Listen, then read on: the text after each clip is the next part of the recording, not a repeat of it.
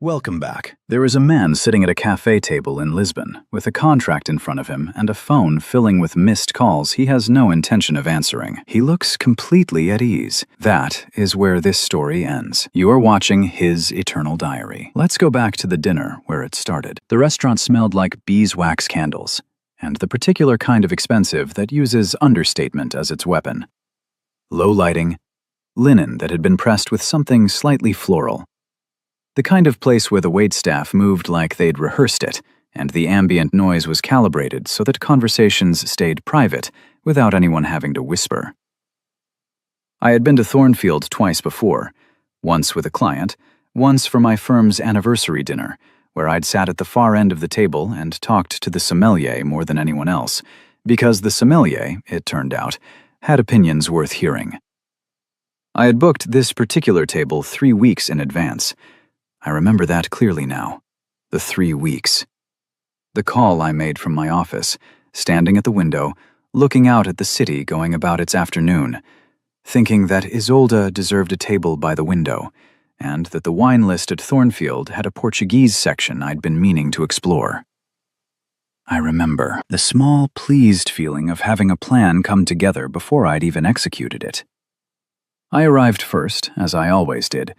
She arrived 7 minutes late, which was also as she always did, and which I had always absorbed as part of who she was, rather than a small transmission about how she weighted her own time against mine. She was wearing the gray dress, not because it was significant, it just happened to be gray. She looked at the table when she sat down, not at me, at the table. "This is nice," she said. There was something in the way she said it that I filed and didn't examine. It sounded like someone complimenting a hotel room they'd already decided not to stay in. We ordered drinks. She asked for sparkling water in addition to the wine, which she didn't usually do. I noticed it. And said nothing because I was practiced by then at noticing things about Isolde and converting them into patience. 4 years had made me fluent in the art of that conversion. We had been together since the autumn of a year that felt, in retrospect, like it belonged to a different version of myself. I was 31. I had just left a large firm to build something of my own, an architectural consultancy that operated in the narrow but profitable space between heritage restoration and modern adaptive reuse. Old buildings repurposed for new life. I was good at it. I was also, at 31, the kind of good at it that still required me to prove myself every single morning, which meant I was often distracted, and often tired, and often more present in my work than I was anywhere else. Isolde was 29 when I met her. She worked in brand strategy for a consultancy called Wyndham Group. She was precise and articulate, and had an eye for what was wrong with a room that I respected professionally and found, personally, difficult to live beside. She had strong opinions about everything: presentation, timing, what counted as effort. I liked that about her for a long time. We were good in the early years. Good in the way that two competent people can build something workable when they're both invested in the architecture of it. We traveled. We had a circle of friends who liked us as a unit. We had inside references and a shorthand and an ease that I had confused with depth. I proposed 14 months before the dinner at Thornfield. I had thought about it for 8 months before that, not anxiously, methodically, the way I think about anything I want to do well. I considered the question from multiple angles. I considered whether what I felt for Isolde was the right material for a life, or whether it was the right material for what I had at 29, which was not the same thing. I came down on the side of yes. I chose the ring myself, not because she hadn't dropped hints. She had, and they were specific and brand-conscious, but because I wanted the choice to be mine. A narrow platinum band with a single stone, more architectural than romantic, which I thought suited her. Which, looking back, tells me something about how I saw her. She said yes, immediately, warmly. She cried a little, which surprised me because Isolde was not a person who cried easily, and when she did, it was usually about something abstract rather than something real. I remember thinking that the tears meant I had gotten it right.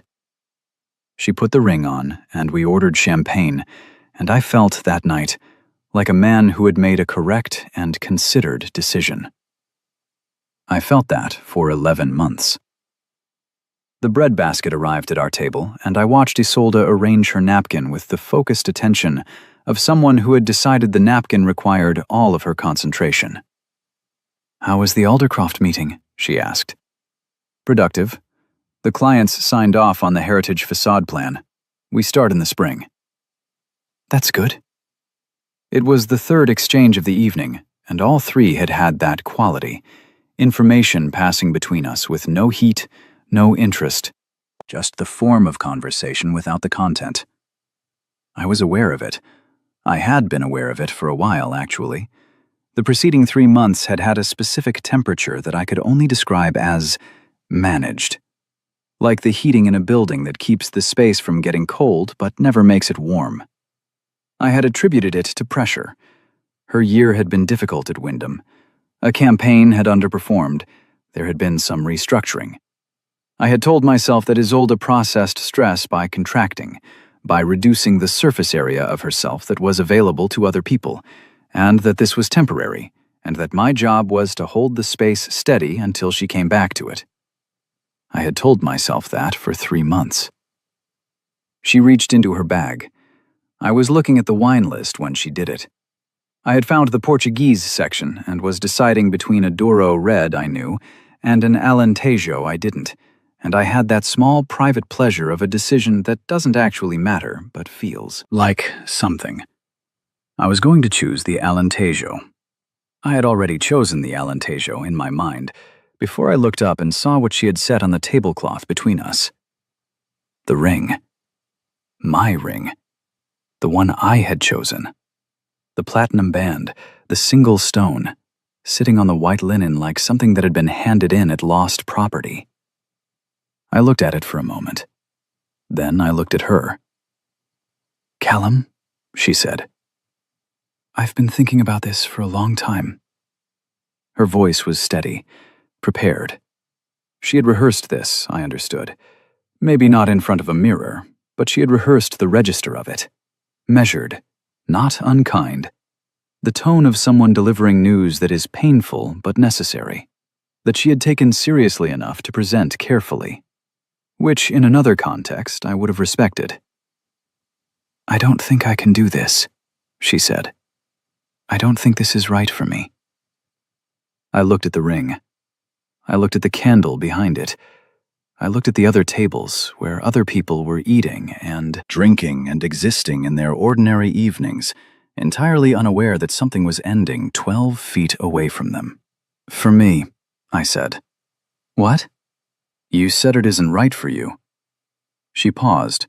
Something moved across her face that was not quite discomfort and not quite guilt, and was, I thought, the specific expression of a person whose exact word choice has been caught and who isn't sure whether to address it or move past it. "For us," she said. "I meant for us." I let that sit for a moment. The distinction mattered, but I wasn't going to argue about it at a restaurant table with 12-second-old information and the ring sitting between us like an accusation. "Okay," I said. She blinked. "Okay?" "I heard you. I'm not going to make a scene in a restaurant." The waiter appeared. With the exquisite timing of someone who had chosen the worst possible moment, he asked if we were ready to order. I told him we needed a few more minutes. He retreated. Isolde looked at me with an expression I couldn't entirely read. Part relief, part something that looked almost like disappointment. As if she had braced for a confrontation and found its absence disorienting. I picked up the ring. I turned it between my fingers once. Not sentimentally, more the way you check a component before you put it in your pocket. Then I put it in the inside pocket of my jacket and picked up the menu. "I'm going to have the lamb," I said. I want to be honest about what happened inside me in the 90 seconds after she put that ring on the table. It was not what people might expect. There was no collapse, no surge of hot feeling that I had to suppress. What happened was closer to a kind of very cold clarity. The sensation of a fog lifting to reveal a landscape that had been there the whole time, that I had been moving through without being able to see its actual shape. It was the sensation of something confirming itself. Because I had known. Not consciously, not in any way I could have named any point in the preceding months. But the body knows things the mind hasn't finished processing yet, and my body had been carrying something heavy for longer than I'd admitted to myself. The weight of noticing and not examining. The weight of patience converted from something it had no business being converted from. She returned the ring at dinner, and the first thing I felt, if I am being precise about it, was not hurt, but recognition. The second thing I felt, about 30 seconds later, was very quiet and very focused. It was the feeling I get at the beginning of a project when the scope becomes clear. When I know what I'm looking at, what needs to happen, and in what order. I have learned to trust that feeling. We ate dinner. I know that sounds strange. We sat in a restaurant where she had just returned my engagement ring, and we ate dinner, and spoke about things that were not what had just happened. She mentioned the food, I mentioned the wine, which I had ordered after all, the Alentejo, which was good. She asked about the Aldercroft project in more detail, and I answered in detail. And somewhere in the conversation she seemed to relax, fractionally, as if my composure had given her permission to stop bracing. Which was not, I should say, why I was composed.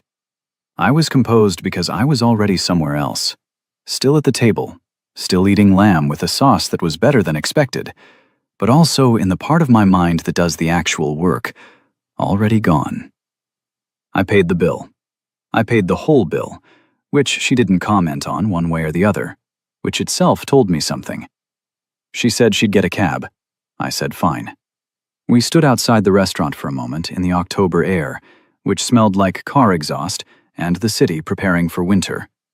And she looked at me with an expression that was either regret, or the face regret wears when it's waiting to see if it needs to show itself fully. "Callum," she said. "You should get your cab," I said. "It's cold." I walked to my car. I didn't look back. I drove home along the river, which took longer than the direct route, and which I had done deliberately because I needed the time and the movement and the specific quality of orange light on water at 10:30 at night. The city looked different from a car at that hour, smaller and larger at the same time, more indifferent, which was useful. I lived then, in a flat on the 4th floor of a building in a neighborhood that had been gentrified just enough to be pleasant, and not so much that it had lost its texture. I had chosen it specifically because of the light in the south-facing rooms, and the fact that the building's bones were Victorian, and the previous owner had not interfered with them. I had lived there for 6 years. It smelled like my books and my coffee, and the particular wooden floor that resonated slightly when you walked across it in the morning. I stood in the kitchen for a while when I got home. I made tea. I didn't drink. I looked at the ring, which I had placed on the kitchen counter. I looked at the flat, which was mine, had always been mine. Isolde had never moved in, which was a fact I had regarded as practical, and which I now regarded as information. In 4 years, she had never moved in. I had asked twice. She had cited her lease, her proximity to work, her need for her own space, which were all reasonable, and which I had accepted, because accepting reasonable things was something I was good at. But 4 years is a long time to be engaged in the soft negotiation of whether to share a life, and I had been doing most of the negotiating, and almost none of the arriving. I sat down on the kitchen floor, not because I was overcome, but because sometimes a hard surface is useful for thinking, and I began to take inventory. Inventory is a word I use deliberately, not memory, not reflection. Inventory, which implies purpose, which implies you are cataloging what you actually have, not what you thought you had. There was the trip to the Lake District 18 months ago, where she had been on her phone for most of the second day and had explained it as a client emergency, and where I had noticed and noted that when the call ended, she had closed the phone with a deliberateness that was slightly different from how she usually moved through the world. There was the night 6 months ago when I had arrived at her flat unexpectedly. Not dramatically, just I had been nearby after a meeting, and I had a bottle of wine, and I thought she'd be home. And she had answered the door with a tension in her face that resolved too quickly into welcome. I had stayed 2 hours. She had been fine, but the apartment had had a specific quality of recent tidying. I had noticed that too. There was Tobias. Tobias worked at a competing consultancy, Coldwater Partners, and had known Isolde from her previous role, before Wyndham.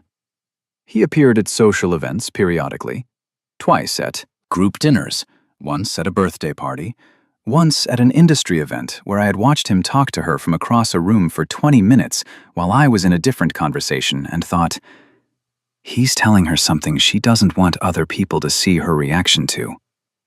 I thought that clearly, in real time, and then I went and got a drink and came back and said nothing, because I had decided, as I often did with Isolde, that my reading of the situation was probably colored by something in me rather than something real. In retrospect, I was wrong about that last part. Tobias. I sat on my kitchen floor at 11 o'clock on a Tuesday night and said the name out loud.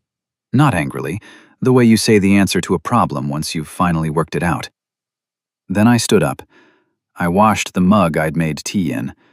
I went to my study, which was the room in the flat that was most fully mine, drafting table, reference library, a computer that ran 3 monitors because I preferred to see multiple things simultaneously, and I sat down and opened a specific folder. The folder had been there for 18 months. I need to explain the folder. About a year and a half before that dinner at Thornfield, I'd been approached by a firm in Lisbon, a development group called Meridian, run by a man named Gideon, who had heard about my heritage restoration work through a mutual contact in Amsterdam. The Meridian Group owned 3 mid-century buildings in the Mouraria district of Lisbon that they wanted to adapt for boutique hotel use without compromising their UNESCO-adjacent designation. It was exactly the kind of project I was good at. I flew to Lisbon to meet Gideon. I walked the buildings. I spent 3 days in the city, which I had visited once before, but not properly. Not with the attention I was paying it that week, which was the attention of someone considering whether a place could be a home. I don't know when that shifted from professional consideration to something else. I know that by the end of those 3 days, I had agreed in principle to take the Meridian consultancy, and I had also walked along the river at sunrise on the last morning, thinking very clearly about what it would mean to live in a city where no one knew who I was in the context of someone else. I came home. I told Isolde about the project in general terms. Interesting commission, Lisbon. Will require some travel. She said that sounded exciting, and we moved on. I did not tell her about the folder.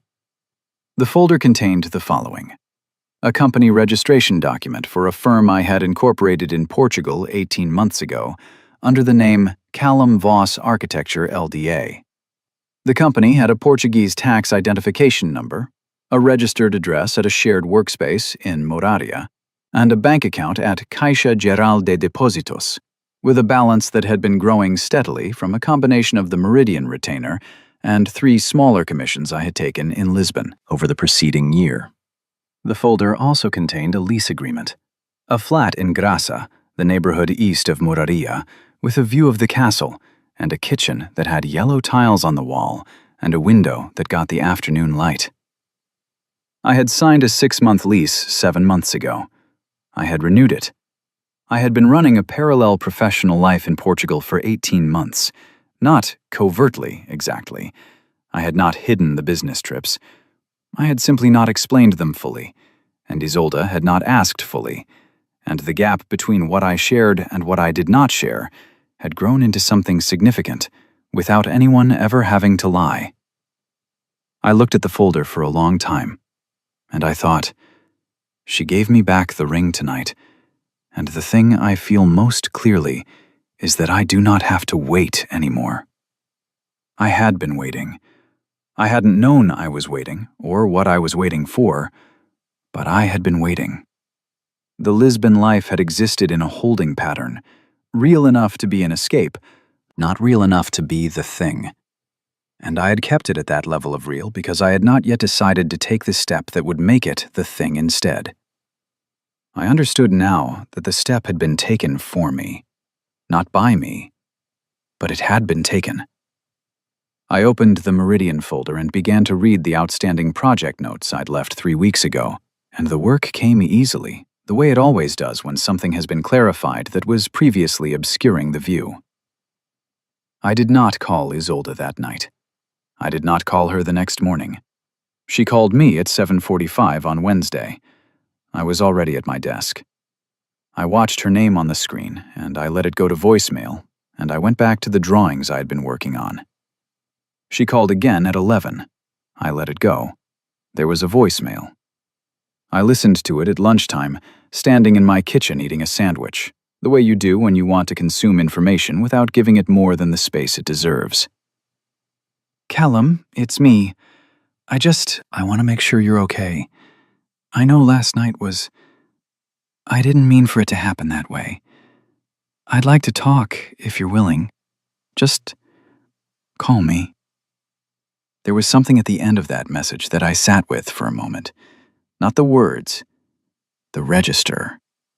It was the register of someone who had expected a reaction and had received silence instead, and silence had introduced into them a slight vertigo. She had expected me to call. She had expected some version of a conversation, probably a difficult one, possibly a long one. She had not expected 7:45 and 11 and no response. I did not call her back. Instead, I called my solicitor, a man named Elliot, who had handled the incorporation of my firm 5 years ago, and who was, in the specific way of good solicitors, entirely unsurprised by anything. I need to talk to you about a few things, I said. Property, accounts, and what the process looks like if I move my primary residence abroad. When are you thinking? He said. 6 weeks, I said, maybe less. There was a pause. Come in Thursday. I'll be there. The following 6 weeks I will describe with the same precision I'd use to describe the critical phase of a building project, because that is how I experienced them. Not as grief, which they also were, but as execution. The emotional content ran alongside the logistical content the way two parallel walls run alongside each other. Structurally related, separately load-bearing. I went to see Elliot on Thursday. We spent 2 hours going through what I had. My flat was mine outright. I had bought it 6 years ago with savings and a loan I'd paid off early, because I dislike debt the way some people dislike clutter. Its value had increased considerably. Elliot advised that if I was relocating, the most efficient approach was not to sell immediately, but to put it under a management arrangement.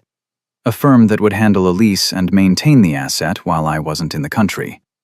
I would keep the income. I would keep the option to sell at a time of my choosing. Nothing would be liquidated under pressure. My British company, the architecture consultancy I'd built over 7 years, was also mine. No partners. I had had a partner in the early years, a man named Ferris, who had left the practice amicably when he moved north, and I had bought him out cleanly. I was the sole director and shareholder.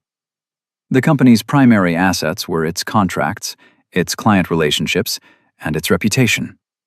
2 of my larger current projects were in their final phases and could be completed remotely with scheduled site visits. One new commission I was in early discussions for I could decline.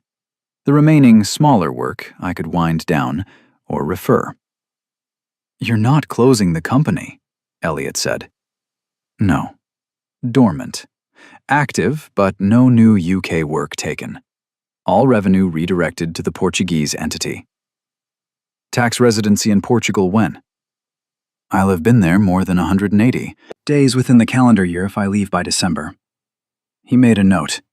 He wasn't judging any of it. That was what I was paying him for. The Portuguese company, Callum Voss Architecture LDA, was already profitable. Meridian had signed the full project contract at a fee that was roughly 40% of my annual UK income on its own, and I had 3 other active clients. The Grassa flat was costing me less per month than my UK flat earned in rental income. Mathematically, the move did not require me to sacrifice anything except what I had already decided to leave. I left Elliot's office at 5:30. The street outside smelled like exhaust fumes and the bakery on the corner that produced something sweet and warm in the late afternoons. I stood on the pavement for a moment in the autumn light and felt the very particular sensation of a plan that has moved from concept to reality. The slight unreality of it, the slight relief. My phone had 3 missed calls from Isolde. I put it in my pocket and walked to the tube. I should say something about Tobias, because he became relevant in a specific way. 3 weeks after the dinner, I was at an industry event at the Aldgate Institute, the kind of event where everyone says they don't enjoy networking and then stays for 3 hours. I was there because a client had specifically asked me to come, and because I had decided that my life would not publicly contract in any way that could be read as collapse. I was there with the same professional composure I always brought. I had a drink, I talked to people I knew, I was fine. Tobias was there. He was at the other side of the room when I arrived, and I saw him before he saw me.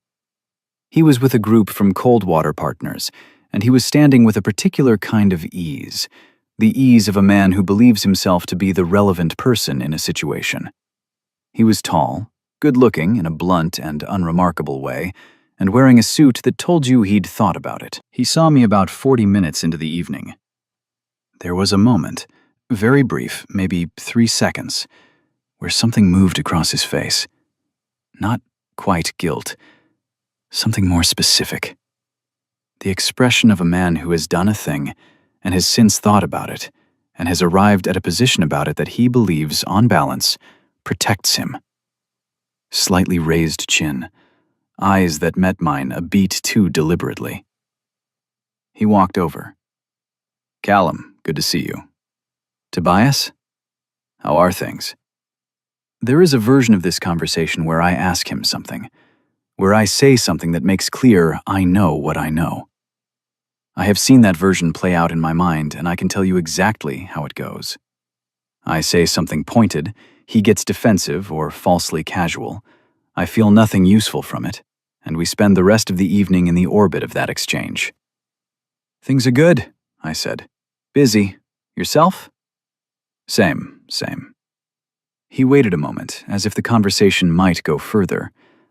I excused myself to speak to someone I'd seen arrive across the room. I didn't look back at him either.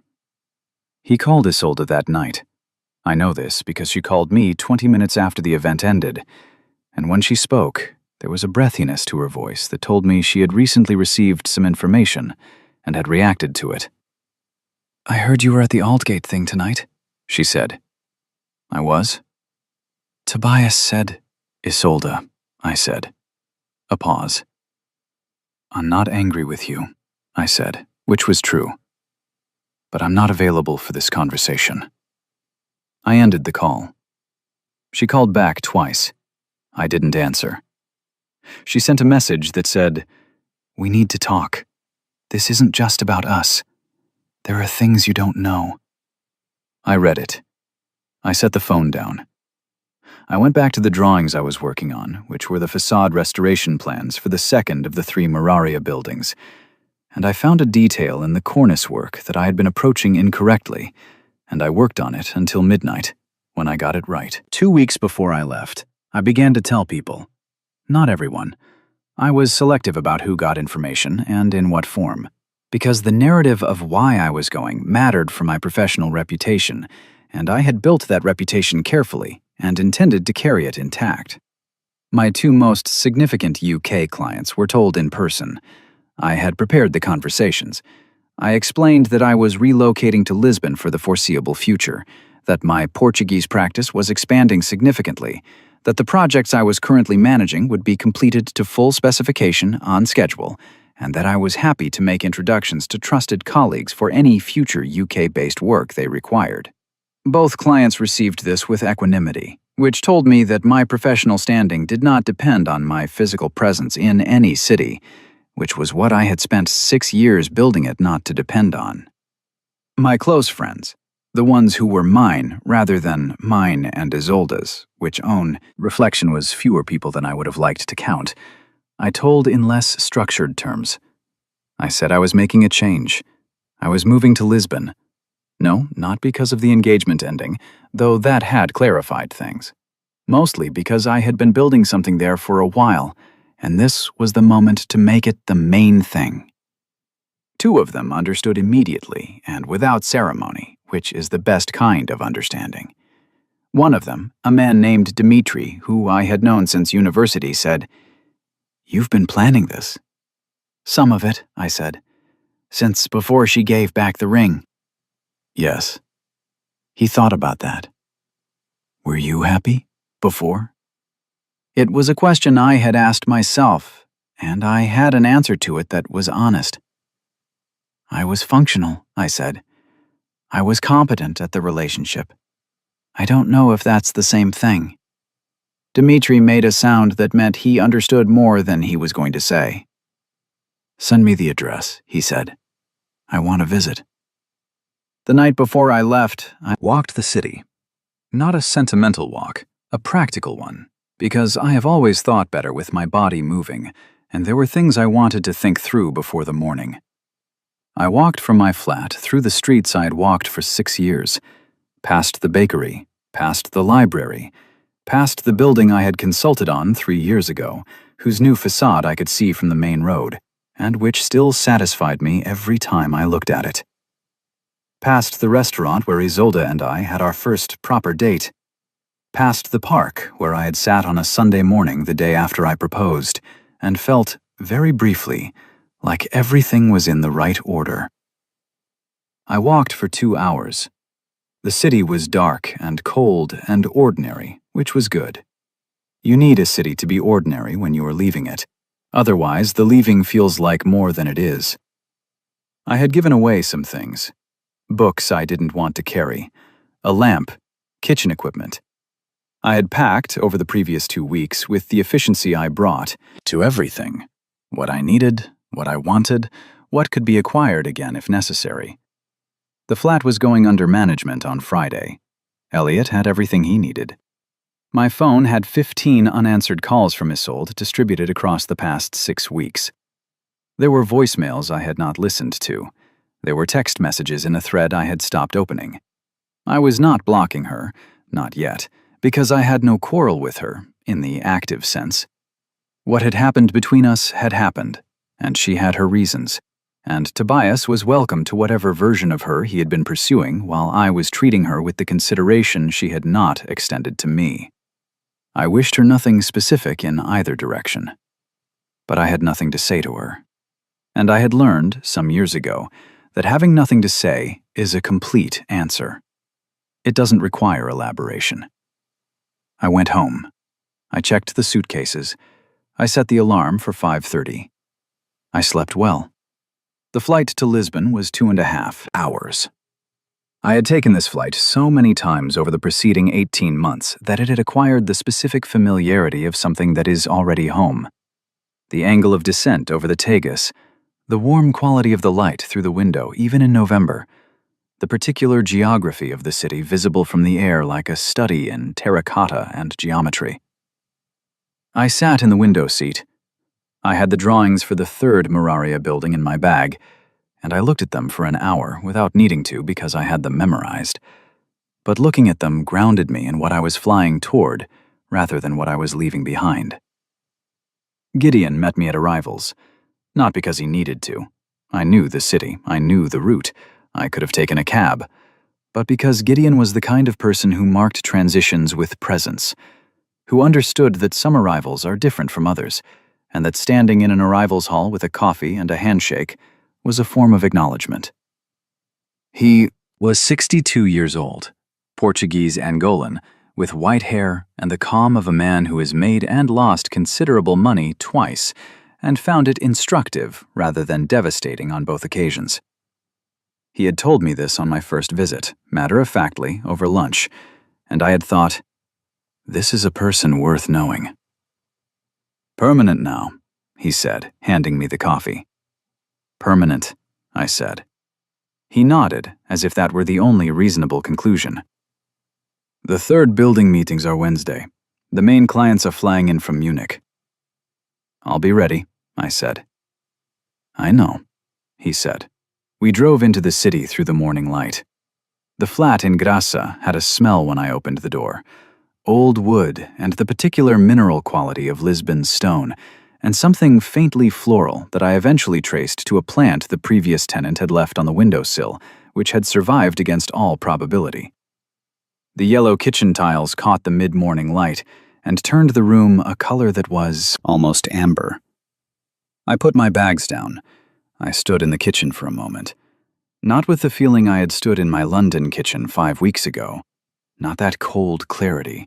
Not that inventory feeling. Something different. Quieter. A settling. I made coffee. I found the drawing materials I had left on my previous visit still arranged on the desk in the smaller room I used as a study. I sat down. I opened the third Muraria building file, and I began to work. The work was good. The work was immediately good, in the way that work is when you are doing it in the right place with the right amount of your attention, when nothing is pulling at the corners of your focus. I was in the building fully. I was in its bones, its problems, the specific challenge of its south-facing light well that needed to be opened up without compromising the classified facade, which required a particular kind of lateral thinking that I had been approaching from one angle for months, and which I now, sitting in the amber kitchen light of a flat in Grassa, saw from a different angle entirely. I found the solution by early afternoon. I made lunch. I went for a walk in the neighborhood, which had its own particular texture. The handmade tile facades, the steep streets, the cats, the washing lines, the smell of bread and coffee, and something always faintly of the sea, even though the sea was not close. I walked for 40 minutes. I bought wine from a place near the Miradouro, where the owner recognized me from my previous visits and asked, in Portuguese I had been studying deliberately for 18 months, whether I was in town long this time. "Permanente," I said. He looked pleased. He wrapped the bottle in paper and said something about my Portuguese having improved. It had. I had been working on it the way I work on anything I decide to learn. Systematically, without embarrassment about the early stages, with the patience required by anything worth doing. I walked back to the flat with the wine under my arm and the afternoon light doing something extraordinary to the castle walls to the west. And I thought about nothing specific and everything vaguely, and felt the exact quality of being where you were supposed to be, which is a feeling I had not felt in a long time. My phone had one new message from Isolde. It said, "I know you're not reading these. I just need you to know I'm sorry. I was confused. I made a mistake. I'd like the chance to explain." I read it in the stairwell of my building, the wine under my arm, the afternoon light coming through the small window on the landing.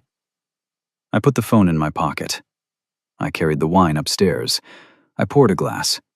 I went back to the drawing table. The months that followed had the quality of a life being built rather than recovered. I want to be clear about that distinction. There are stories of this shape that are organized around recovery, around the healing of a wound, the slow restoration of a person who has been unmade by someone else. That is not what this was. The ring coming back across that tablecloth had been painful in the way that seeing something clearly is sometimes painful. The pain of recognition, not the pain of loss. What I was building in Lisbon was not what I had been before, repaired. It was something different, that I could only build because the particular constraints of the previous structure had been removed. I worked. I worked with a focus and a quality of attention that I had not had in 3 years, possibly more. The Meridian Project, the 3 Muraria buildings, was the anchor. I gave it everything I had. The first building opened to its pilot tenants in March. It was, objectively, good. The heritage designation was preserved, and the interiors achieved what we had aimed for: contemporary function without the erasure of history. There is a specific quality in a building that has been treated with intelligence and respect. You can feel it when you walk through the rooms. The materials speak to each other across the decades. The light falls the way it was meant to fall. Gideon brought the Munich clients to see the first building on a Thursday afternoon. They walked through without speaking for 20 minutes. Then the senior partner, a woman named Elena, who ran a hospitality group with considerable standards and very specific aesthetic requirements, said, "When can you start the second one?" "It's already started," I said. "I've been on it since January." Elena looked at Gideon. Gideon looked at me with a particular expression I had come to recognize, which was the expression of a man whose confidence in you has just been publicly validated. The second building was contracted at a fee that was, by that point, more than my entire previous year's UK revenue. I hired someone, a young Portuguese architect named Inez, who had trained in Porto and had the specific combination of precision and flexibility that good restoration work requires. She worked from the Moraria office, which was no longer a shared workspace, but a studio of my own that I had taken a 5-year lease on in February. I had a business, a real one, a growing one, in a city where I was known for the work itself rather than for the context of someone else. I kept my Portuguese study methodical. By spring, I was conversational. By summer, I was fluent in professional contexts. By autumn, I could argue about structural engineering specifications with a Portuguese contractor and win, which is the most practical definition of fluency. Dimitri visited in April. He stayed a week. On the second evening, we sat on the terrace of a restaurant in Alfama with a view of the river and the April light doing what April light does in Lisbon, which is something it has no business doing as consistently. And Dimitri said, "You look different." "How?" "Less managed. You always looked like you were managing something." I thought about that. "I was," I said. "Was it her? Or was it the whole thing?" "I think the whole thing. She was part of the whole thing." He nodded. He was good at that, at receiving an honest answer without making it a bigger moment than it needed to be. "Are you—" he started. "I'm well," I said. "Not performing. Genuinely." "Good," he said. "That's good." We drank the wine. The river was gold in the evening light. Somewhere below us, in one of the streets that ran down to the waterfront, someone was playing something on a guitar that I didn't recognize, but that suited the moment exactly. Isolde's calls came in waves. There were 11 in the first 3 weeks after I left. I answered none of them. There were voicemails. I know this because the notification count accumulated, which I did not listen to. There were text messages, which I did not open, though the previews that appeared on my lock screen gave me their general shape: apology, explanation, request, confusion, apology again. I had made a decision, very deliberately, about how I would handle contact from her. I had not blocked her number. I had blocked her email. I had blocked her on every social platform, not angrily, but because those were ambient information sources, and I had no need of ambient information about Isolde. But I had left the phone line open. I had left it open because I wanted the ability to know she was calling without having to respond. Because the calling itself told me things I found useful to know, not for any harmful reason, but in the way that data is always useful. The frequency, the timing, the duration of the gaps. You can read a person's state of mind from how they try to reach you when you will not be reached. In the first month, the calls were dense, 2 or 3 a week. Then there was a gap of 3 weeks in December, which I read as her having decided that silence meant acceptance and that she would stop. Then a single call on Christmas Eve, which I read as the holidays reintroducing the question she had been trying to stop asking.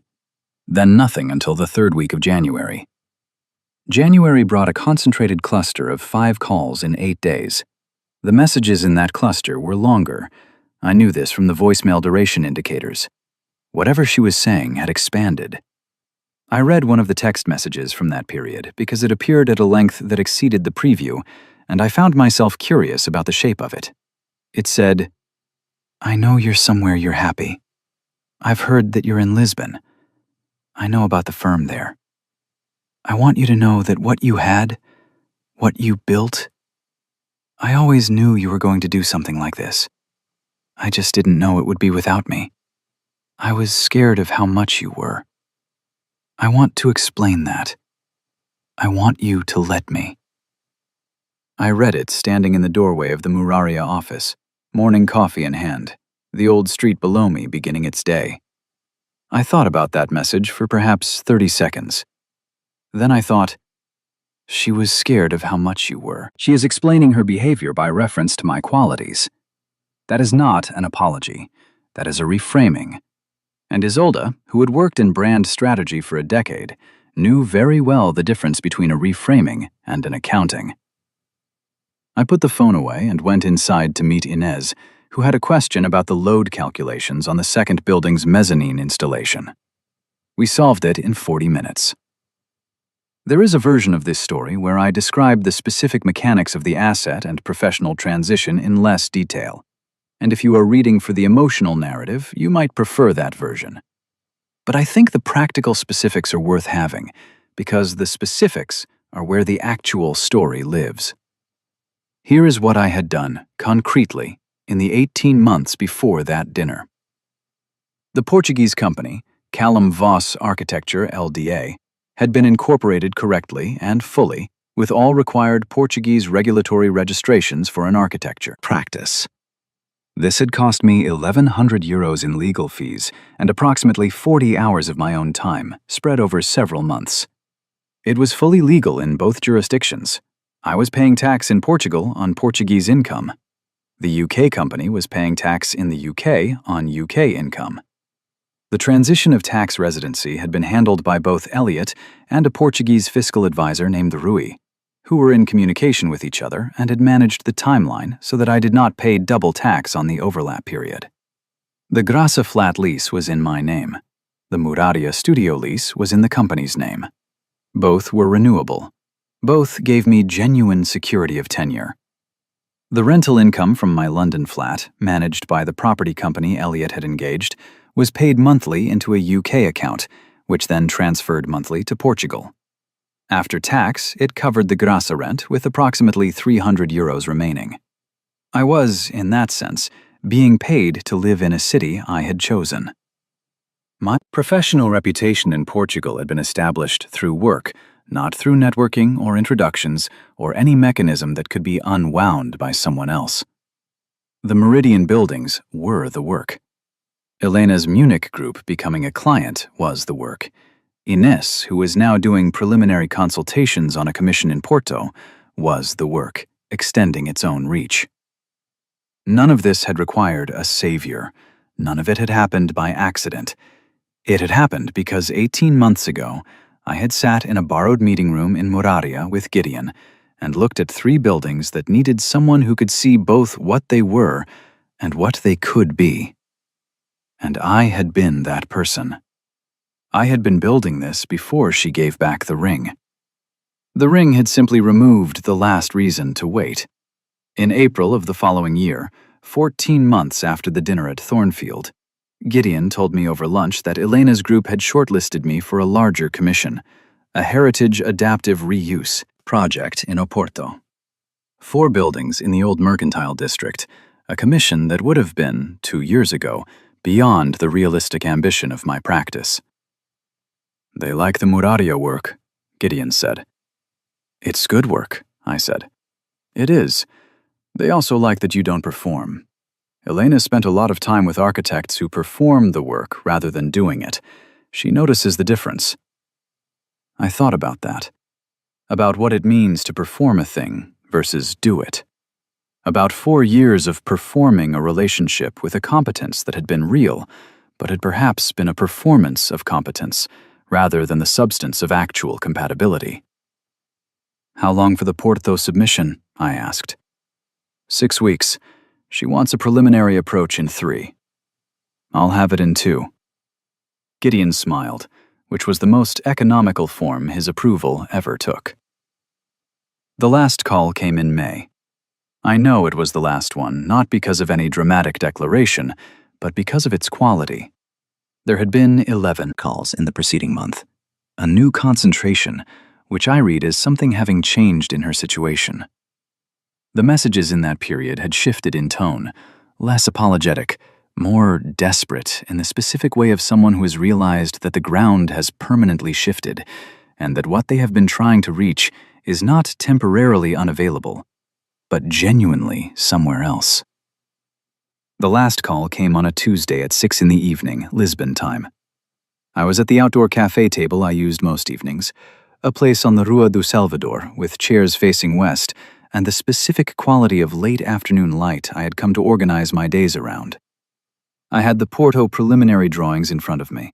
I had a coffee that had gone cold because I was working. I watched the screen. Her name illuminated for 25 seconds, the duration of the ring. Then, missed call. No voicemail this time. I looked at the screen for a moment after it went dark. I thought about the woman I had known for 4 years. The competence of her. The precision. The way she had stood outside Thornfield in the October air with an expression that wanted to be regret and hadn't quite managed it. I thought about Tobias and his slightly raised chin and the suit he'd chosen to tell me something he didn't have the clarity to say directly. I thought, there is nothing here I am still in debt to. Not as a feeling of triumph, more as a statement of fact, the way you make a final note on a building project when the last snag is resolved. It's done. The work is done. I put my phone face down on the table. I picked up my pen. I went back to the Porto drawings, which were asking a specific question about the structural integration of a glass atrium into a 19th century mercantile facade. A question that was interesting, that was worth my full attention, that had a right answer I hadn't found yet. I found it 40 minutes later. The light had gone amber by then, the way it does in Lisbon in May, the way it makes the old stone walls look like they are lit from inside, like the city has a temperature of its own that is not the sun's temperature, but the city's. I sat with that light for a few minutes and did nothing, which is something I had learned to do in Portugal that I had never properly learned in London. Elena's group had, that morning, confirmed the Porto shortlist had been reduced to 2 firms. Inez had sent a preliminary report on a commission inquiry from a heritage trust in the Algarve. Rui had confirmed that the second-year tax declaration in Portugal was straightforward and that my residency was fully established in all relevant documentation. The Graça flat had been given 2 more years of lease. I picked up the drawings. I rolled them carefully, the way you roll something you don't want to damage. I settled the bill, which was €3.50 for the coffee, and left the change on the saucer. I walked back through the streets I now knew as well as I had ever known any streets, past the tile-faced building on the corner, past the tabacaria, past the old woman who sat outside her door on fine evenings and who had, over 14 months, progressed from treating me as a tourist to treating me as a neighbor, which is the most precise measure of belonging I know. I climbed the stairs to the flat. I unlocked the door. The yellow tiles caught the last of the evening light and held it the way they always did. I put the drawings on the desk. I made dinner. I ate it at the small table by the window, with the castle visible to the west, lit against the darkening sky. A structure that had been standing for 9 centuries on the strength of its own design. My phone stayed face down on the counter all evening. I didn't turn it over.